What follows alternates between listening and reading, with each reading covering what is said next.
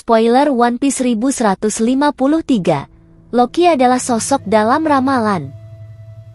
Spoiler terbaru untuk manga One Piece chapter 1153 mulai menghadirkan cerita masa lalu tentang King Herald dan juga Loki. Pasca terjatuh dari atas tebing kelompok topi jerami kemudian mendatangi Skipper Gaban dan Chopper.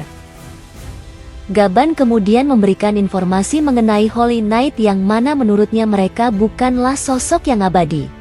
Ada cara untuk mengalahkan para Holy Knight. Setelah hanya disebutkan oleh beberapa raksasa, akhirnya chapter 1152 kemarin memperlihatkan kilas balik dari King Herald. Chapter 1153 sendiri mulai menampilkan cerita masa lalunya. Chapternya sendiri memiliki judul The Birth of Loki. Chapternya sendiri dibuka dengan kelanjutan dari akhir chapter sebelumnya yang memperlihatkan King Herald mengamuk di sebuah wilayah. King Herald nampak bertemu dengan Ida. Ida sendiri adalah ibu dari Hajrudin. King Herald melihat bagaimana Ida dikurung di sebuah kelompok sirkus yang mana hal itu membuatnya marah. King Herald kemudian mulai mengamuk dengan menghancurkan kelompok sirkus tersebut. Dan juga menghancurkan seluruh wilayah tersebut. Tujuannya adalah demi membebaskan Ida. Tetapi, King Herald justru mendapatkan teguran dan kemarahan dari Ida. Menurut Ida, para orang-orang di kelompok sirkus tersebut bukanlah orang jahat. Mereka justru yang sudah menolong Ida. Dia sengaja memutuskan untuk bergabung dengan kelompok sirkus tersebut demi membalas budi apa yang sudah mereka lakukan. Ida juga sengaja bergabung dengan kelompok sirkus tersebut untuk membantu para penduduk di sana. Mendengar hal itu, King Herald justru jatuh cinta kepada Ida. King Herald kemudian membawa Ida kembali pulang ke Elbaf. King Herald pun mulai melakukan permajaan atau melakukan modernisasi Elbaf dan juga mulai membangun aliansi.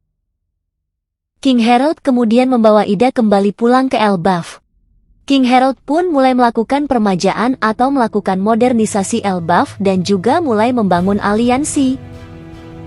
Mereka juga sudah menentukan siapa sosok calon pengantin yang cocok untuk King Herald sebagai pengganti Ida, yaitu Estrid yang merupakan keturunan asli dari Elbaf.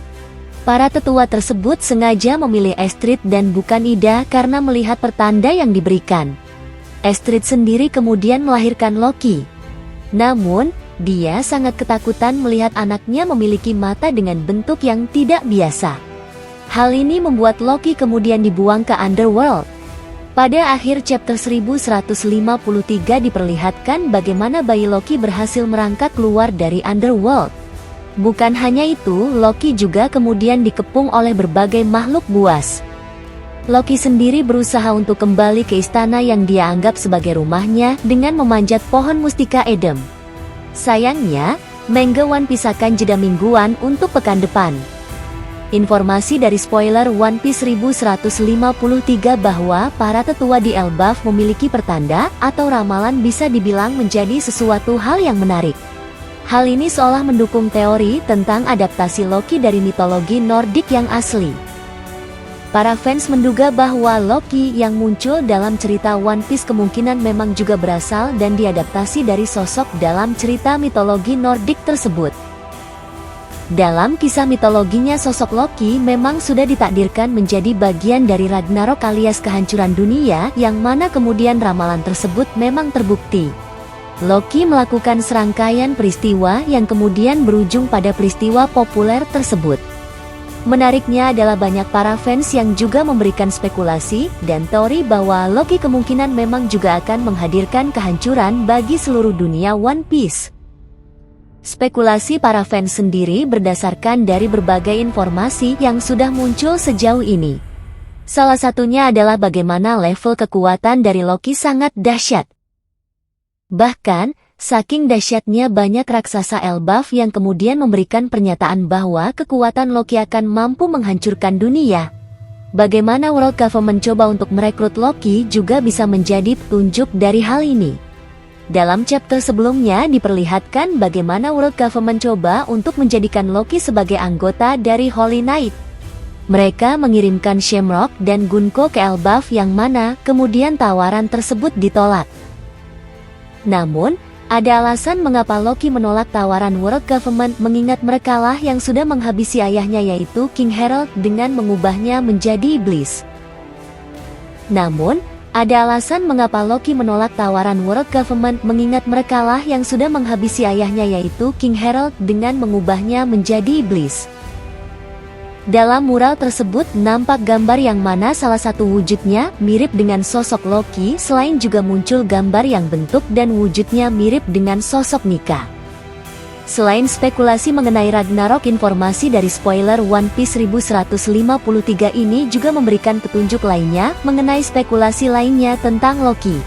Dalam artikel sebelumnya sempat ada pembahasan bahwa Loki adalah ancient weapon atau senjata kuno yang selama ini belum muncul yaitu Uranus.